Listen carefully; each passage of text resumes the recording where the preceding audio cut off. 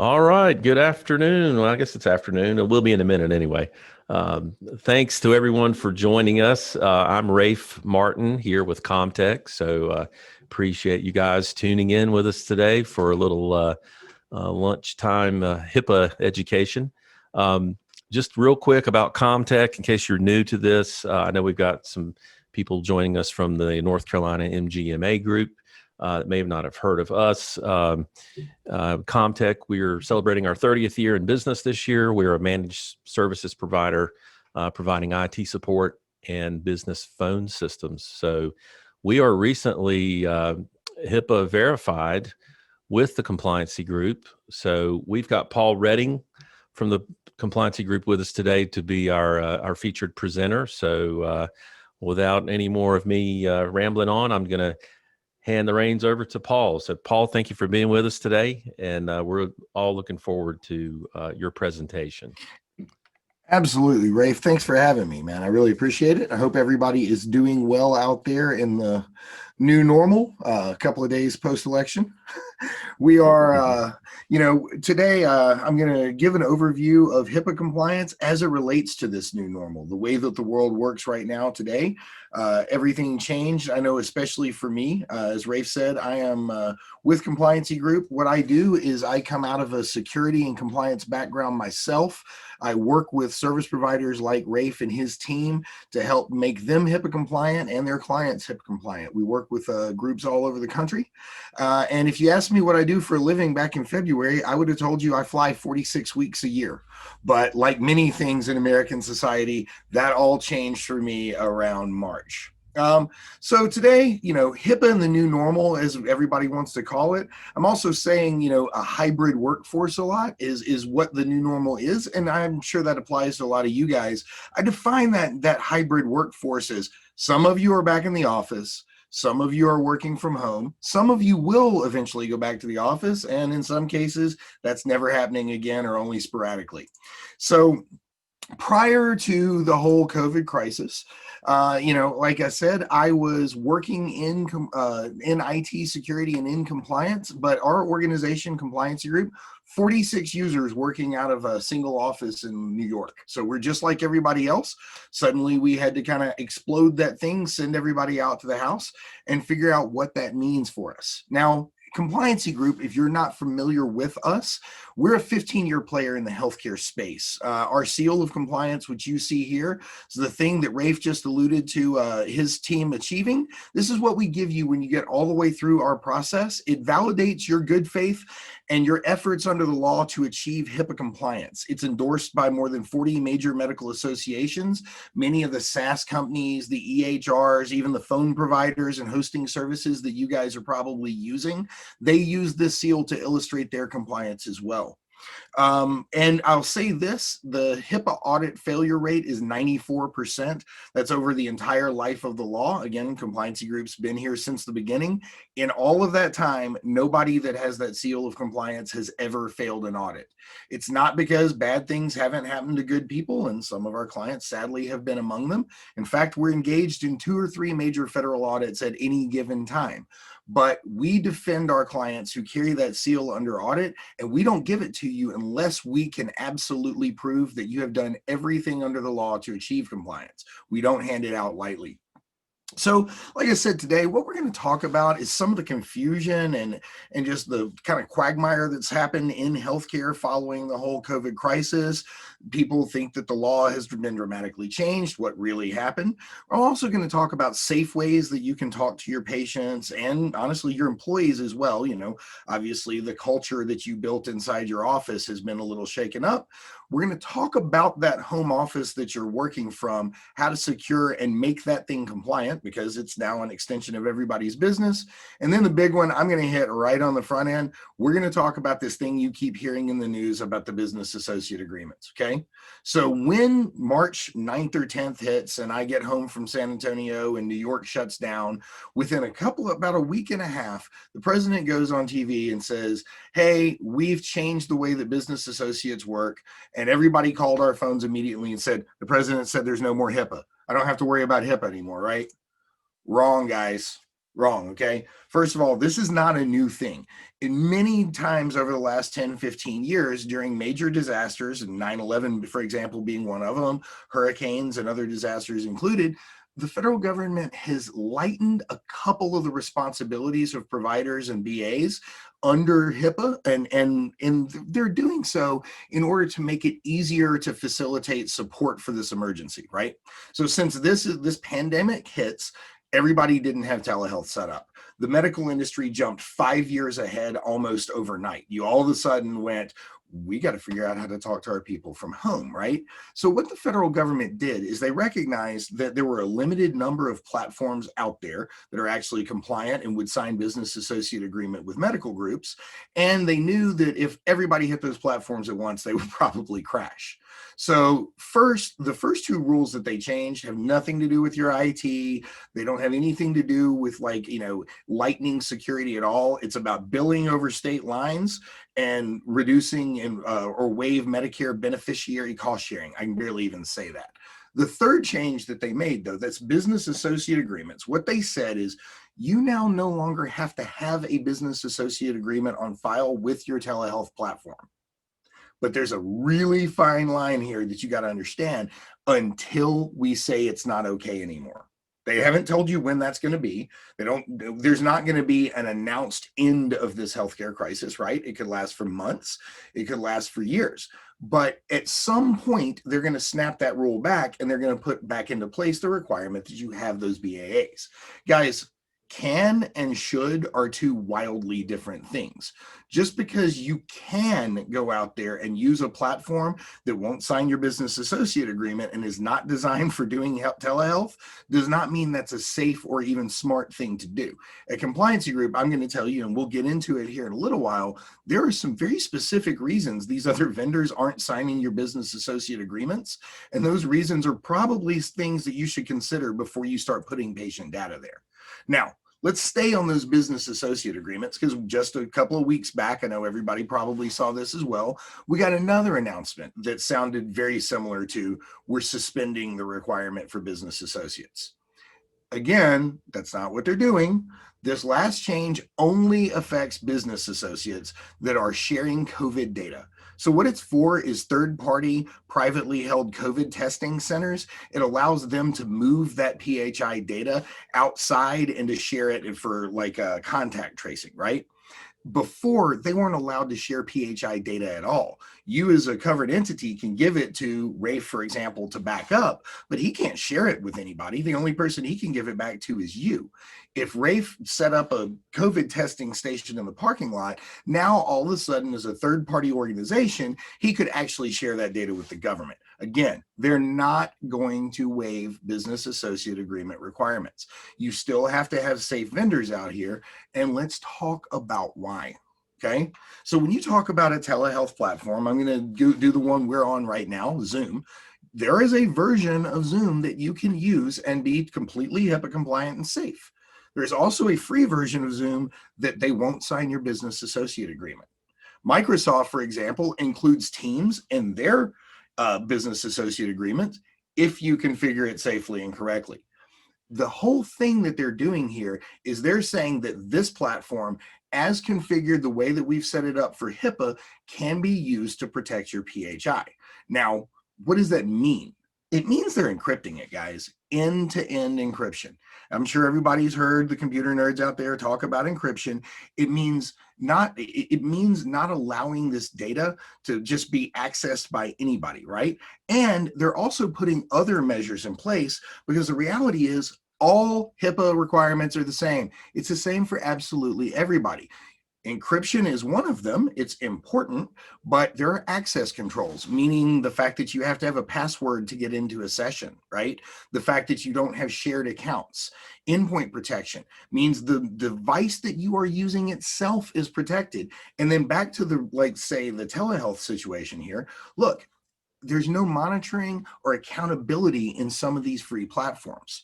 So the reason that you want to stay with somebody that signs your business associate agreement is because they have the technical safeguards in place. And by signing that BAA, that's what they're validating for you. When Rafe's team signs your business associate agreement, what he's telling you is that he's taken the right steps to be HIPAA compliant.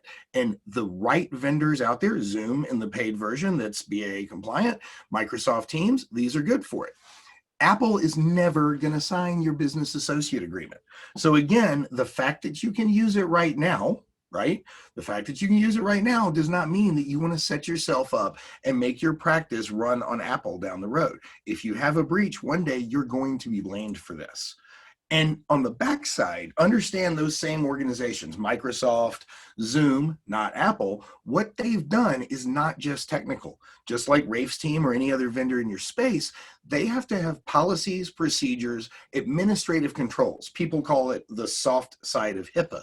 The organization's got to be HIPAA compliant in order for them to sign that business associate agreement. That's why I'll go back to what I said a minute ago. Can and should are two wildly different things. Just because you can use FaceTime right now does not mean Apple is validating their organization is safe for the PHI data that inevitably comes from telehealth. Okay? Now, the requirements don't stop at your telehealth provider either, guys. The reality is when you went to home, you've changed your security posture completely. At your office, presumably you had a firewall, secured Wi-Fi, all the accoutrement that a tech provider or your IT has brought in to protect the flag there, right? You locked down that office, you use technology to do so. But when you sent everybody back to their house, you didn't buy them a firewall, right? I mean, nobody can afford to send every single employee home with a firewall and all of the same tools that they had in place originally. But you're still expected to put in those safeguards we talked about, right? And to have policies and procedures allowing you to do this at all.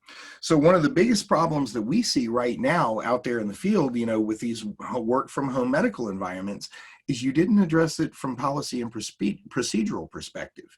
If you didn't have a policy in January telling you that you can work from home, that you can or can't use your own device, all the things that you're now doing, then you're not supposed to. If you don't address it through policy and procedure, it's explicitly forbidden under the law. So the first thing you got to do is make sure you've got like a bring your own device policy, remote employee procedures and policies that they've been trained on. Did anybody talk to the folks that work for you about the risk that they face when they started to move from home?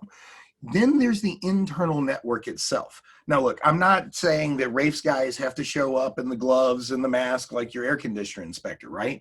They can go in and very easily help you, very simply, not violating your employees' privacy, help validate that some basic safeguards are in place. For example, the password to your router is still not password, right?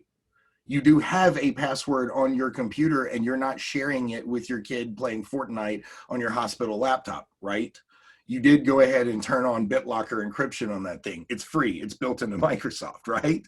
Those things have to be checked. Another big one that, I'm going to pick on my mom. When you go to your mom's house and you see the thing pop up that says Norton has been expired for 294 days, that means you don't have antivirus. And the assumption that all your employees have been taking all this stuff and taking care of it at the house is probably not correct. Most people don't think about cybersecurity in their home. That encryption piece isn't there. Now realize I sent somebody to the house. We've talked about telehealth and how I talk to my patient. How do I move that patient record and that patient information back and forth between me and my employees safely and through an encrypted mechanism? Okay. Now this last one, this is a big one. Because you didn't send the firewall home with everybody, because you couldn't afford it, does not get you out of the requirement to protect the network traffic. You still have to do something, so I can't sit in your driveway and keylog you as you try to surf the web. What you've got to do is use what's called a VPN. Now, there's a lot of different ways to explain this. I'm going to let Rafe, since it's his product, explain how a VPN, or basically layman terms, what a VPN is. Rafe, explain why they got to have this for me, please. Sure. So a VPN stands for Virtual Private Network. It's basically a secure tunnel between your device and your network at the office. So it's using encryption so that bad guys can't easily intercept the data going between you and the office through that tunnel. That's, I guess, basic terms, that's what it does. Yep. It puts you all by yourself, guys. So what you want to do is you want to make sure that your employees, when they log into that computer, they're going to hit that VPN, and to Rafe's point, they're going to tunnel right back to your office. What was at your office? That firewall we're talking about. You're still going to use that firewall at the office from home. So technically speaking, you didn't know it, but you did send them home with the firewall. You just got to make sure that they're actually using this stuff. And guys, that's what's called a risk assessment. You have to take a look at the environment that you move these people into and assess the risk against it. All compliance begins with a risk assessment, okay? You have to look and figure out what can get you, make sure that what you're doing currently is adequate, and decide how likely it is that it's going to fail. It can be extremely complicated. If you're a large hospital or organization, there's a lot to learn, or it can be as simple as what we just talked about, letting Rafe's team go in there and make sure that your employees are basically safe at their house, and then there's not just an easy way to what we call pwn these folks, right? So remote risk assessment is going to include the tech stuff that we just talked about. But I'm going to point out another couple of areas of risk that maybe haven't occurred to you guys, okay? So sure, we need no default passwords, but have you thought about how risky printing is in general from home? I'm going to tell you guys, if you don't have to print it, then don't. The thing about a house, and this is going to go past printing, we're going to talk about the office itself, the overall environment. The people that live there with you, unless you're just completely by yourself, are not used to giving you the level of privacy that you have at that office, right? I got a little 3-year-old that will come down the hallway and bang on my door unless I tell my wife, hey, look, I've got a webinar from 12 to 1 and she can't come in here and start screaming daddy, right? If my teenager walks into my office and I'm doing a telehealth session, my teenager is now listening to your medical record. They're hearing and seeing all this information. I've grossly violated your privacy. But what about my desk itself? What about when my 6-year-old wants to come in here and find an ink pen? He's always been used to being able to do that, right? It's just another room in the office and another room in the house. As soon as you print out medical records and you've got them sitting there, can that kid read? Because it doesn't say there's an age limit at which you have to protect PHI, right? Nobody but the covered entity and that patient have a right to view that data. So you actually have to talk to and train your employees on creating a private space to work inside their own home. I know everybody's seen like these cute little memes of the spouse sitting there right next to each other, 2 screens working side by side. That simply doesn't work if either one of you is in healthcare.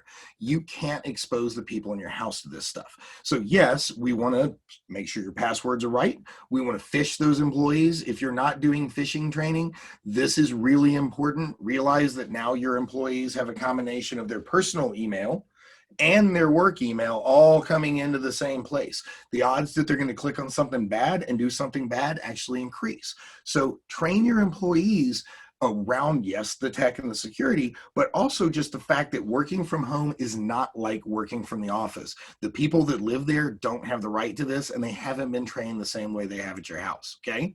There's some basic do's and don'ts that you need to think about, and I know Rafe is going to provide these slides at the end, I believe, but there's some basic things you want to think about, right? Like the screen. When you get up, you have to close out. Again, if your kid can read and can come in there, you can't leave a medical record all just sitting there all day. Another thing is throwing that paperwork away. I told you don't print unless you have to. If you do, have you validated that your employees have a shredder? Because I'm telling you right now, them saying I burn all my trash is not going to cut it. It can't go in the trash can until it's been shredded. You have to have policies and procedures for doing this stuff. That VPN thing, the way I explain it to people is you're not clocked in unless you're on the VPN. That should be a policy for all of your employees. It says you cannot work unless you are on the VPN because your home network is simply unsafe. And then the last one I'm going to throw out, I won't read all of these to you, but I'll tell you one that my neighbor next door does a very poor job of, is thinking about who is around him when he's on phone calls. He loves to sit in the backyard right now. The weather down here in Memphis is really nice. And a nice day, he will sit out there and talk about his business. Now, he's not in medical. I'd probably knock on his door and make a suggestion. But I mean, the guy does talk about some really large finances and business deals very loudly where everybody can hear. Again, you can't work and do a telehealth session from your backyard if your neighbor is over there painting the fence. Their ears are now violating that person's privacy. It's fun to go work from paradise, but not, you can't do the telehealth session from the cabana. You know what I mean? And guys, if you're not a medical provider, this applies to you too. Just for the record, if your customer is in healthcare, you are too. So if you're a billing agency out there, an accountant, a lawyer, all those organizations, you're a business associate, everything that I'm talking about applies to you too. You have to take all of this privacy into consideration. And if you don't, and if you have a breach, whether you are a covered entity or whether you are a business associate, you should assume that you're going to be held liable and responsible for that. And just in case everybody doesn't think this is happening, we are going to see more ransomware and more cybersecurity attacks in 2021 than we have ever had in the history of the world. It is only going to increase more and more after that. And I'll tell you this, sad as it seems, bad actors let no crisis go to waste. COVID is nothing but an opportunity for all of these hackers to get to your data because they know everything I'm talking about is true. They know that you went home, that you didn't necessarily have a plan for this, that thousands and thousands and thousands of organizations had to shift from a very secure place to hundreds or hundreds of thousands of very insecure places, right? So now it's on. It's a full-on data war for your private data. And here's the thing. 5-6 years ago, the risk was they ransom your stuff, you don't get it back, you get sued. Now it's life and death. I don't know if everybody saw it, but very sadly, there's an organization, a hospital on the West Coast that had to turn away critically ill patients because they were experiencing a ransomware attack. All of their systems were down. They had to send people to other hospitals farther away.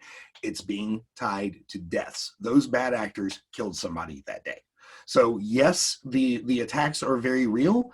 And also, you can't hide it. The federal government absolutely knows everything that happens out there. Every single breach that gets reported is going to be made public record. This one's a little old. I should have pulled a little bit more recent one, but the average fine is $1.5 million. And this year has been a record year for fines. We're going to issue out more federal fines for business associates and covered entities than ever before. And this right here, it's called the OCR Wall of Shame. You can Google it. Just Google HIPAA Wall of Shame. This is a who's who database of people that bad stuff happened to. You can never get taken off of it. It hurts your reputation forever because I can go on here and search and find out that you down the street didn't have your stuff together and you had a breach, but that guy across the street, he was fine. He's not on this list, okay? But as much as we talk about IT, I need you to understand something. IT alone can't save you. In reality, the way that an audit works, there's an incident, an investigation, and an audit. Most incidents or breaches do not happen because the technology failed. They happen because somebody did something stupid. Human beings, human error causes more breaches than anything else. I call it, I make the analogy of the vampire in your house, right? I can hang garlic on every window. I can put a cross on every door. But if I invite the vampire over for dinner tonight, then around midnight, he's coming through my window and gonna eat me, right? That's the nature of human error in the face of security. I got around you because that person asked for it. And believe it or not, if you're working with the wrong IT team, sometimes that person works for them. The reality is organizations that don't have policies and procedures in place, tech companies, billing firms, people that don't have their end together become a door for me to get into you. I want that private information that you've got, but you know how they got Target? I know everybody remembers the giant Target hack. They got to them through their HVAC vendor. They had a vendor that did not have their own security in place, and their policies and procedures weren't followed, and they got to this target servers through somebody else. So understand, until you get the administrative, the training, the privacy pieces put together correctly, you can't be safe from these breaches and from these fines. You can only put technology, it only goes so far. Now, I am not going to turn this into a HIPAA lesson. It's 1,000 pages of documentation written by lawyers to be interpreted and audited by lawyers, right? But I do want to show you how security actually factors into this law. It's critically important. It is absolutely mandated that you have IT security and all those technological safeguards in place. And you have to do audits against that stuff on an annual basis, right? But those security risk assessments, including the meaningful use one, right? Everybody's familiar with MIPS. Those risk assessments are literally only 1/3 of the security rule itself. Back to the rest of the stuff in that house we were talking about earlier, you have to audit the physical environment.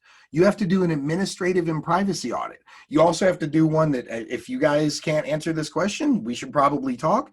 How did you do on your high-tech subtitle D privacy audit this year?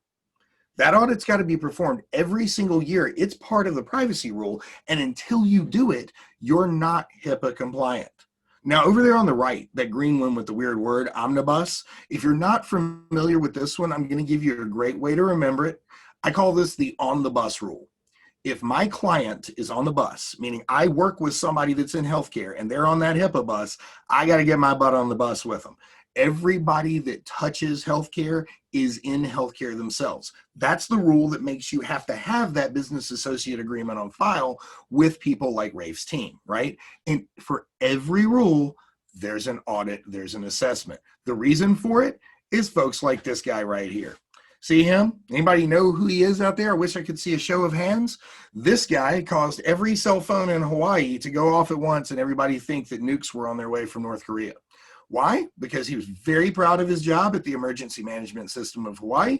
He was so proud, in fact, that he took a picture of himself right there in front of his computers without noticing that he had the password and username to his system up in the background. The screen is username. There's his password stuck right there on the computer. Hey, Paul. Yes, sir. I'm not sure if you're meaning to be sharing your screen. If so, I'm not. You don't see my screen? No. Oh, shoot. I wish you'd sworn me before that. All right. So, sorry, guys. Give me 2 seconds. We are having a technical issue. I did not realize that. I wonder if it's still doing the thing it was before. Hang on. Yeah, I can see you in your background, but. All right. Well, yeah, but I'm not nearly as pretty as this guy on the screen. Let's try this. Here we go. All right. This guy right here, guys. And I'm going to have to back up for you one. If you don't mind, sorry about that, ladies and gentlemen. I do want to show you this HIPAA rule real quick. For that, I can just kind of talk. But this one I want everybody to see. These are your 3 rules: privacy, security, and omnibus. Each one of these is what I was talking about that has their own audits. And the reason for it, what I'm trying to get across to you, is that the biggest, like one of the biggest security issues in Hawaii, when all these phones go off, was not caused because somebody didn't do this 1/3 of 1 rule. It wasn't caused because somebody hacked them. It was caused by this dude. This guy right here loved his job so much that he was happy to go ahead and show a picture of himself on Facebook, but this is what I was calling out. They didn't have a policy and procedure or had done audits in this environment, because if you had done a physical audit, somebody would have walked past that guy and go, "Hey, bonehead, get that off your computer. Do you realize that I can see your password every time I walk past the screen?" Nope. There it is, plain text. They were exploited, and there's no security in the world that could have prevented it. The only thing that's going to make you safe, that's going to make you compliant, that's going to get you where you need to be, the only thing that can do that is a combination of security and administrative and privacy controls. You've got to have privacy policies. You've got to have that business associate agreement on file that we were talking about earlier. You also have to have a bring your own device policy, right? So again, we're talking about your work from home environment. Did everybody buy a new computer for every employee that had to go home? I'm here to tell you no. Our whole country could not afford to buy all new computers all at the same time. right? What they could do, however, is you can implement a policy called bring your own device. It sets up the rules we were talking about earlier. It says you now have to have a dedicated machine. You have to have a dedicated account on it. People can't share that with you. And we have to make sure that you have at least some form of antivirus control. Oh, and that VPN, it's got to be on. Those policies, those procedures are protecting you at a higher level than tech. And if something goes wrong and you did all of this, you're going to be fine. But remember, a policy is only as good as the employees that follow it, right? I met the undersecretary, or what is it, the CISO for the Undersecretary of Defense, and she'll tell you that a policy you're not following is a list of stuff she needs to fine you for, okay? Your employees have to be trained on your policies. I know a lot of people out there think they're doing HIPAA training because they download some videos, they watch the videos about how to protect privacy. It's important that they have general HIPAA training. Sure, it's absolutely mandated. But again, your policies and your procedures have to be read, agreed to, and attested to on an annual basis by every single employee. That's called telling them how to do their job. If I don't tell you, it's not your fault that you violated the rules, it's my fault, okay? Now, what does that mean, right? Is everybody doing it right every day? No. I told you there's a 94% failure rate in the industry. 9 out of 10 businesses that are get audited are going to be fined an average of $1.5 million. But I'm not cynical enough to believe that's because 9 out of 10 businesses are willfully negligent. Instead, what it is, and I'll tell you from my own IT background, when I used to be in IT security, people want what they call HIPAA light. They don't want to go all the way through it because A, they don't understand it, and B, they think it's too complicated or expensive. So what they do is they call somebody like Rafe and they say, Rafe, I need you to put in enough that I'm protected. I don't want to pay a lot. I don't want to do anything that's super complicated. Give me HIPAA light and we'll call it a day, right? Unscrupulous service providers are willing to do that stuff. They're willing to go out there and say, you know what? All that other risk is yours. Don't worry about it at all. Here, take my basic stuff. I'll do a security risk assessment for you and we're going to call that a day. Guys, if they're not doing it and you're not doing it, each one of those question marks should really be a $sign. That's a place where you can see pain and suffering coming if you ever have a breach, because there is no such thing as HIPAA light. Any compliance rule is binary. It's a yes or no question. So if all those other question marks mean no's, then they're just a list of things that you're going to be fined for. It takes a full comprehensive HIPAA program in order to comply. That doesn't mean it's the most complicated and crazy thing in the world, but it means that you have to do everything in order to comply. You can't simply skip it and say, you know what? All I need is the basic IT, and I'm going to go download a policy or procedure from some template I found online. Now, guys, what it takes to complete a HIPAA audit successfully, what we've done time and time and time again, is actually not super complicated. It's amazingly affordable, and it's something that you can do in a term of a couple of weeks, okay? You just have to be able to show that you can achieve, illustrate, and maintain your HIPAA compliance. Sounds simple, right? It is. Guys, achievement means doing all of your audits. There's 6 total audits. That slide looks a little goofy. There are 6 total audits that you have to perform, not just the IT risk assessment, but that crazy high-tech subtitle D privacy thing I asked. You got to be able to do all 6 audits every year. When you complete those audits, you're going to find gaps, okay? If you're working with us, if you go through the process like Rafe did, what happens is Rafe and his team do these security audits, but then they worked with an agent, one of our people, to go through and do all of those others and then analyze their risk at a corporate level. And then everything that's wrong, we're going to give you a gap remediation plan, okay? So a wrong answer in compliance is called a gap, and to fix it, you remediate it. Usually, it's a combination of policies and procedures. Most of these questions are, do you have a policy and a procedure to address this? When we find a gap and the answer is no, we fix that gap. You got to put those policies and procedures in place.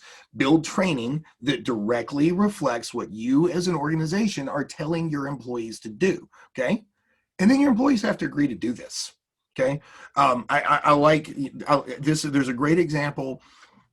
There was a clinic on the West Coast, I believe in Oregon, where it is a lab where people go into the lab and they do blood testing For some reason, an employee that works there sees her son-in-law go in there. He doesn't know she works there. And she tells her daughter, hey, I saw your husband at my clinic. Husband freaks out, finds out that his privacy has been violated, files a complaint against that organization. We were able to show, though, on January 10th, on a Monday at 9:57 a.m., the woman who ended up calling her daughter had read a privacy policy telling her she couldn't do this, had said she understood the policy, she clicked right there, and then she had attested to follow that policy under the law. There was no fine and no corrective action for that clinic at all because they didn't do anything wrong. They did nothing wrong at all. In fact, what they did is tell that person to do her job, and she was willfully negligent and she willfully broke the law. You can't do anything about that. But that's employee training. That's HIPAA training. Okay.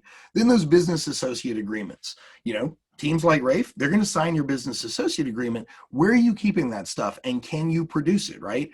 You need to take a look at all of your vendors. I mean, this can be the shredding company you use, everybody that can conceivably interact with any of this data. And you need to make sure on an annual basis that you have the right business associate agreements on file with the right vendors. And then there's the last one, okay? Incident management. This is where everybody really falls on their face when they get audited. You only have 10 days to respond. If you get a letter, they mean provide all of your proof of compliance right now, not 2 months from now, not 6 months from now, right now. If you do it our way, if you go through our process, I can tell you this, Rafe has absolutely no problem illustrating his HIPAA compliance right now, no matter what happens. That's the reason none of our clients fail the audit. It's because you don't have to respond. If you use our methodology and we issue that seal, the tool that we use to track all this stuff, it's called the Guard, has a report that shows all of your audits, every time you've ever done one, all of your policies and procedures, the gaps that you identified that associate with them and how you close them. It shows where all of your employees attested to this stuff and have repeatedly trained. Here's your stack of business associate agreements with every single vendor we work with. And here's our incident response plan, which we engaged as soon as whatever caused this happened, right? If you do that, it doesn't matter that you got breached. You're not going to be fined. They're not going to pour on the pain and come back with that $1.5 million average fine. Now, I feel like there's been a little doom and gloom. This always happens when you talk compliance, right? The reality is the attacks are scary. But guys, HIPAA was not put in place to punish you for going into medicine, right? It seems punitive by nature if you look at it from up high. But if you think about it, what we've talked about today, what do they really want you to do, okay? Well, first of all, they want you to figure out how you can be hacked, how you're at risk by doing assessments. A risk assessment is simply saying, look at your organization, figure out the ways that you can be hurt, and put measures in place to prevent those. Sounds like a great idea for any business, right? If you think about it, every business out there should do a risk assessment and make sure that you're as safe as humanly possible. And then they want you to define your program, right? They want you to train your employees, tell people what their jobs are. Again, not a bad idea for anybody out there. The reality is, if your employees know what they're supposed to do, they're going to perform better. A corporate culture that is compliant, where employees know their job, they're satisfied with what's going on, and they feel that overall this organization has both the patients and their best interests at heart, looks different from outside. I can recognize a good business when I walk into one. And I personally like to work with good businesses. You guys are on this call, which means you like quality service providers. You know who Rafe is. You recognize that his organization doesn't look like a bunch of these other people out there running around slinging IT, right? It's a whole different thing. That's the corporate culture that he's built. Compliance feeds into that corporate culture. And in medicine, it's critical that you've got that. And if you do, you actually will make more money. Study after study has shown that more compliant organizations are actually more profitable. We tie that to patient loyalty. The reality is, I know you're doing everything right. I know you're doing what you can. I come in here, it's a quality organization, it's well built. My information, if I need patient records, it comes back to me quickly, right? All those things are a side effect of having a good HIPAA compliance program. So believe me, it's not a punishment where we want to, the government saying you shouldn't have gone into medicine. If you screw up just a little, we're going to rip all your money out. The government's giving you a roadmap to improving your organization, protecting the people that you're out there treating, and ultimately to make yourself stand out in the market and look different because you do this stuff. That seal of compliance that I showed you flies on the website of every organization that we work with, because patients, other vendors, other people can go there and say, what do you do for your, oh, I see, I know they're compliant, right? So to wrap it up, we've gone through a lot today, guys. And apparently for the first half of it, I didn't have some of my slides up. So I assure you, we will get those out to you. And I do apologize for that. But I hope that I've answered some of the questions that you had in general around, okay, telehealth from home. What am I supposed to do with this hybrid workforce? So here's what I'll tell you my suggestion would be leaving here today. First of all, define that new normal for you. Yours is different than everybody else's. Everything changed. You don't look exactly like anyone. Every business is slightly different. In that definition, you need to assess your risks. If you weren't doing this last year, you can presume that something got dropped when you just ran out there and scrambled to get home. Get a hold of Rafe, come in, do a risk assessment, and make sure that you've taken all this into account, right? Do your audits. If you don't know how you did on your high-tech subtitle D privacy audit in 2020, you've got until 12/31 at midnight to get that thing in, or you're not going to complete this year and be compliant in 2020. And then policies, procedures. Guys, there's nothing worse than policies you're not following or policies that don't reflect your organization. Please don't listen to this today. Google HIPAA template policies and run out and grab them, stick them in a folder, and assume if these guys show up that that's going to work for you. Your policies and procedures have to reflect your organization, and they have to be what your employees are trained on. If you can do this, it doesn't matter that they're working from home, they're working from the office. You'll know what your risks are. You'll know where your pain points are, and you're constantly working to correct them. You will be HIPAA compliant. Now, the last thing I'll show you is we are going to make this available to you through Rafe. We do have a lot of the things that I brought up today in a very simple checklist, very straightforward. If you can fill this whole thing out and all the answers are right, you are HIPAA compliant. But you'll notice right there again, I love that one. There's your high-tech subtitle D privacy audit at the top. If you can't fill in that block, then you've missed all that entire question. It's like Algebra 2. I love analogies. I flunked Algebra 2. It was like the only class in high school that I failed the first time I took it. Why? It wasn't my answers were wrong. My answers were pretty much right, but I couldn't show my work. That's what HIPAA compliance is. You've got to be able to show your work, or like my teacher, the auditor just beats the crap out of you with a red pen. All right, I'm going to hand it back over to you, Rafe.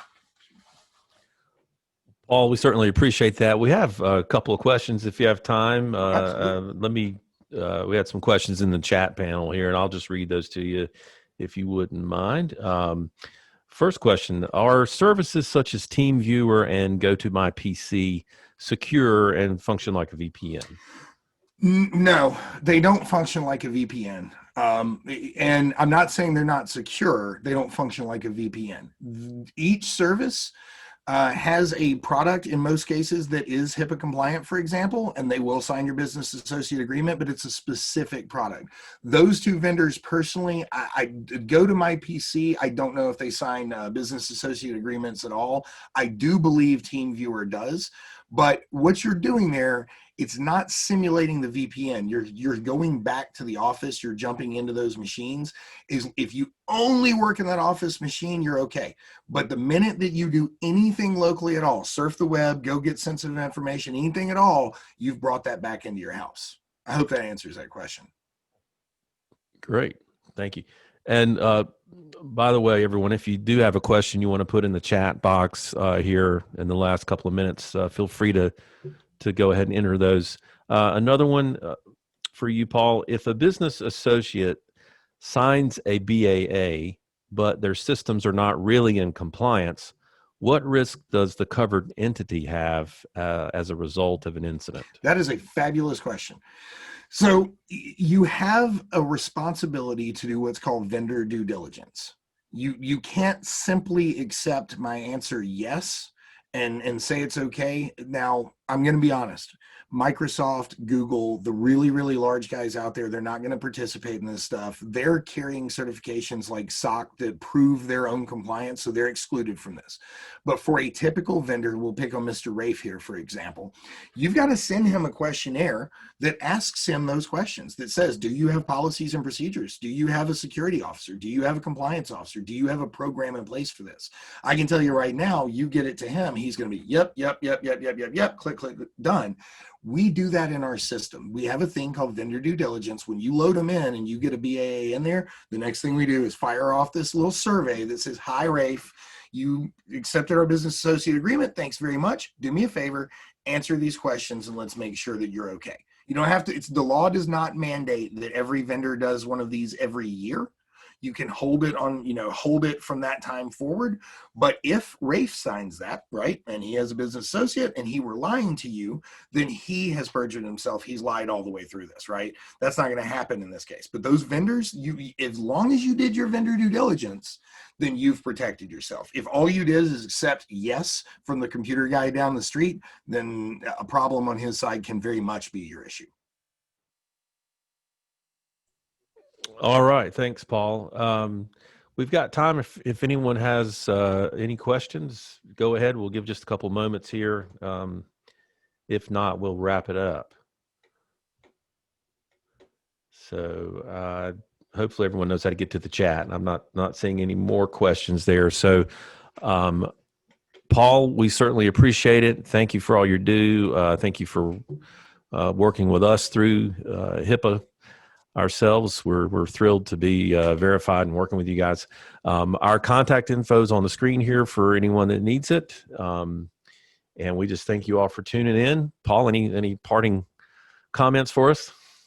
Man, I just want to thank you again for the invitation, Rafe. You guys have a really special shop going there. We are super excited to have you carrying our seal. We're very proud of that. And again, guys, thanks for your attention today.